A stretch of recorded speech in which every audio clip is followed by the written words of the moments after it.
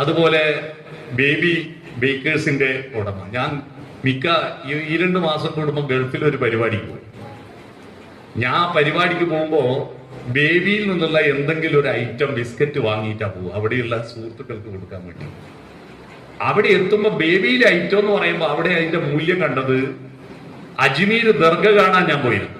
അവിടുന്ന് കുറച്ച് നൂല് വാങ്ങി. ആ നൂല് എന്തിനാന്ന് എനിക്കറിയില്ല, കുറെ നൂല് വാങ്ങി. എന്റെ നാട്ടിലെത്തിയിട്ട് ഞാൻ പഠിപ്പിക്കുന്ന 2-3 മുസ്ലിം കുട്ടികളോട് ദർഗയിലെ നൂലുണ്ട് വേണോന്ന് ചോദിച്ചു. അവര് വാങ്ങിക്കൊണ്ടുപോയി. പിറ്റേന്ന് രാവിലെ ഞാൻ വീട് തുറക്കുമ്പോ കുറേ ഉമ്മമാറ് അജ്മീരിലെ നൂലുണ്ടോ എന്ന് ചോദിച്ചിട്ട് 10-15 ഉമ്മമാറ് എന്നെ കാണാൻ വന്നത്. അതിന് ഇത്രയും മൂല്യമുണ്ട് എന്ന് അപ്പോഴാണ് എനിക്ക് മനസ്സിലായത്. അതേപോലെയാണ് ബേബിയിലെ ബിസ്ക്കറ്റ് ഗൾഫിലെത്തിയാലുള്ള മൂല്യം. അടുത്ത വറുത്തുപ്പേരി ഉണ്ട് എന്ന് പറഞ്ഞാൽ ഒരു കഷ്ണം തരുമെന്ന് ആള് പൊതിയാണ്. അത്തരത്തിൽ കൂത്തുപറമ്പിനെ അടയാളപ്പെടുത്തുന്ന വ്യക്തിത്വങ്ങളാണ്.